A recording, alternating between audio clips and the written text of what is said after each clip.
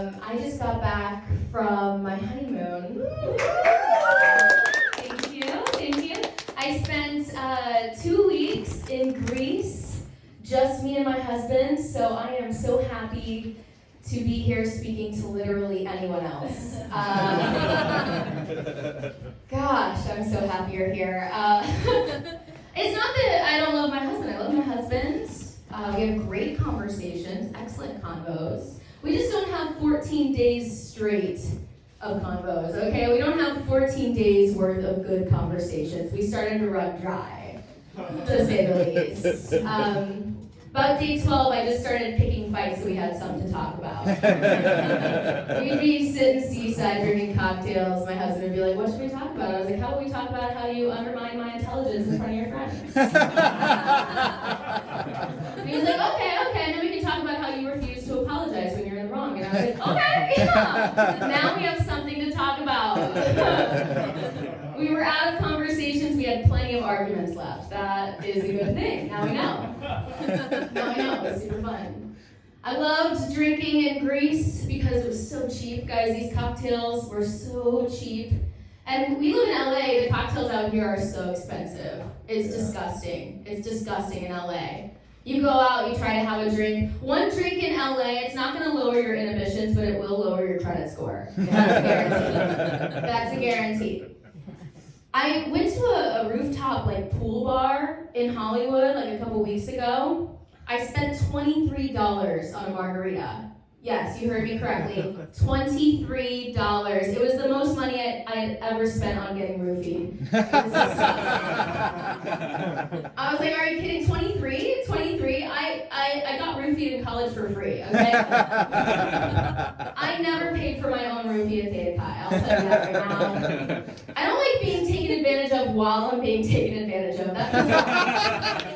That feels wrong. That feels unfair. So yeah, I'm gonna miss that. I don't drink a lot. I definitely don't drink as much as I did in college because I can't. Because I am 34, that's right. I am 34 years old, and my body can't hang anymore. I can't do a lot of things that I used to do in my 20s. I recently had to give up frolicking. Yeah, it was really sad. It's just too dangerous though. You can't frolic in your 30s, okay? You're bound to break an ankle. That's dangerous. I used to be able to frolic as much as I wanted, right? I used to be able to go out, frolic all night, all day, no consequences. Nowadays, I frolic just a little bit, and the whole next day, I'm spending getting x-rays. So I just really can't hang anymore. So no frolicking, no gallivanting, maybe a little skipping, but careful skipping. Now I'm mostly in my strolling era, so we'll stick to strolling for now. That's good. It's good. Yeah, 34. That's kind of old to get married. Do you guys think so? We're in LA, so it's not that old to get married in LA. But I'm from Missouri. So in Missouri, I'm considered a geriatric bride. It's very old, very old. In Missouri, that's not the process. In Missouri, you get married right after prom. That's pretty much the timeline of events. It's like you take the ACTs, you go to prom, you get married. That's it. The only difference between people's prom photos and their wedding photos in Missouri is that clearly they got a better venue for the prom. Okay?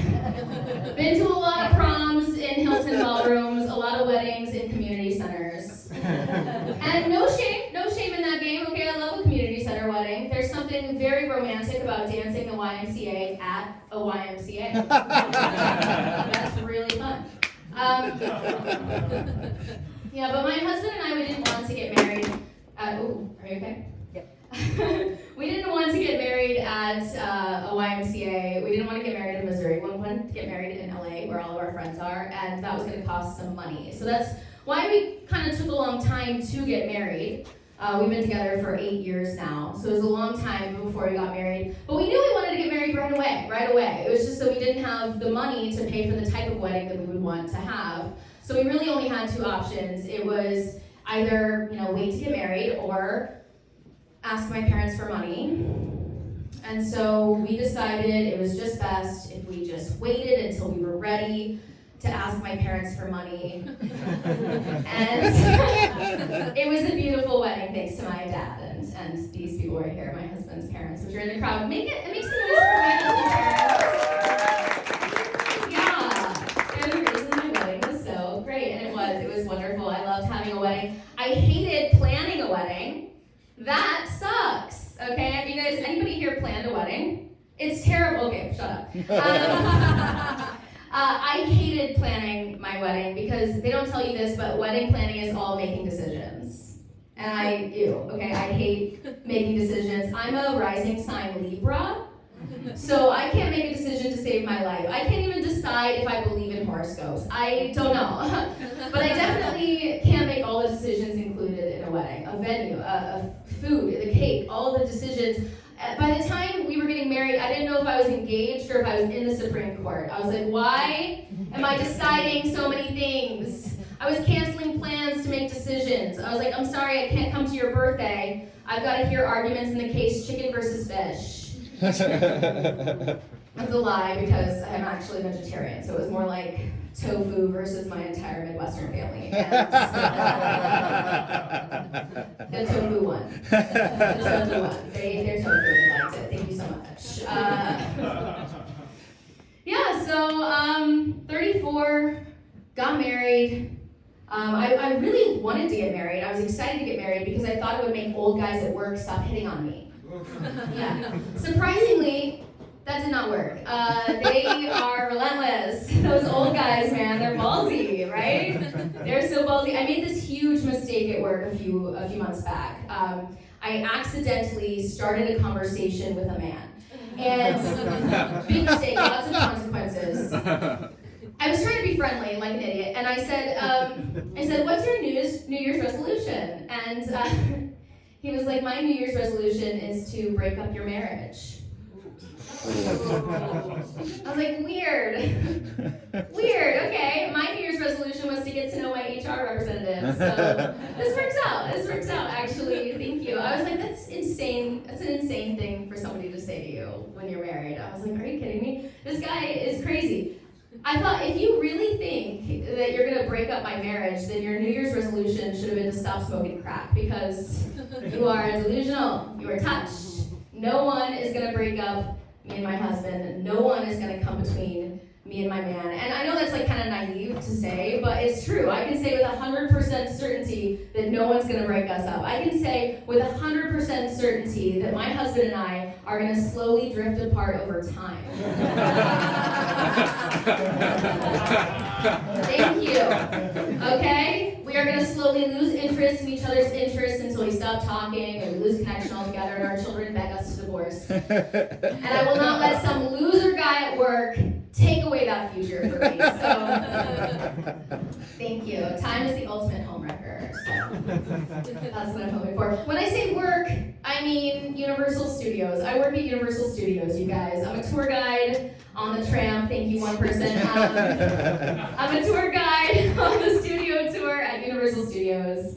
And if you don't know Universal Studios, if you've been living under a rock or you're an alien in human skin, Universal Studios is a theme park in Los Angeles. And people wonder what the theme is. A lot of people think the theme is movies. I've worked there for a long time, so I know that the theme is poverty wages. They are sticking to it. They're very committed to that theme. So I make very, very little money. Which is sad for me, because I was an overachiever in school. Okay, I was a very gifted child, as they say. I was valedictorian of my high school. That is true, thank you. No applause. I was valedictorian, and I don't have a joke for that. I really don't. I just don't think it's doing me any good if nobody knows about it, okay? So I'm just telling you, listen, not enough people in your adult life asked for your GPA, and that was disappointing to find out. It's 4.2. Anyway, so I was a smart kid, and like any smart kid with a lot of potential, I went to school for acting. I went to school to be an actress, which is kind of an oxymoron, but I did. I went to school, and then I moved out to LA and I became an actor. And now I consider myself kind of a failed actor. Don't be sad. It's not that I've given up. It's just that at 34, it doesn't feel good to say aspiring. Right? Yuck. I don't aspire to anything anymore. I regret. I'm in the regretting phase. Okay, so I don't aspire. But I am an actor. I'm went to school for acting, which I wish somebody would have told me not to do. You know, I wish they would have been like, don't, just once. But instead, in college, they would give you vague warnings about being an actor. They would be like, if you can imagine being happy doing anything else, go do that. Have you guys heard this? If you can imagine being happy, I always thought that was so stupid. I was like, I'm an actor. It's all about imagination, correct? Like, of course I can imagine being happy doing something else. Last semester I imagined I was happily living as a cabaret dancer in pre-World War II Germany in our production of Cabaret. Sold out the auditorium, thank you very much. So of course I could imagine being happy doing something else, but I didn't want to do something else. I wanted to be an actor because I was a good actor, and I still am. I'm a very good actor. And I'll tell you why I'm such a good actor, because I know I figured out the secret. I figured out why I'm so good at acting, and it's because it turns out acting is not actually that hard. Uh-oh. Oh no, it's easy, you guys. I'm sorry to tell you, that's depressing. I went to school for this for 4 years. I studied acting, okay, it's easy. I hate to tell you, it was sad for me too, but it's true. And you know how I know it's true? It's because sometimes when you're in LA and you're working as a professional actor on a professional movie set, sometimes your coworkers, they're children. They are, guys, they're children. And some of them are pretty young too, you know. Some of these kids can't even write their own name, but they sure as hell figured out pretending to be sad. So, whoops, it's easy. I'm so just devastated about that, you know. All my schooling down the drain. Turns out you don't have to even be really good at it. You can be pretty bad at acting. You'll get more work than me. So I'm sorry to bring down the mood. That's kind of depressing, especially if we have actors in the room, which I'm sure we have a few. Just a few. So I'll talk about something happier, okay? We all like dogs, right? Yeah, I have a dog. My dog doesn't like me. Yeah, she doesn't. And a lot of people, when I say that, they'll be like, no, your dog likes you. She doesn't like me. I can tell, okay? She can't just like say it directly to my face because obviously she's a coward, but I can tell, okay? And it sucks when a dog doesn't like you. It's so bad. It's way worse than when a human doesn't like you, right? When a human doesn't like me, I'm like, what's wrong with them? I'm great. When a dog doesn't like me, I'm like, what's wrong with me?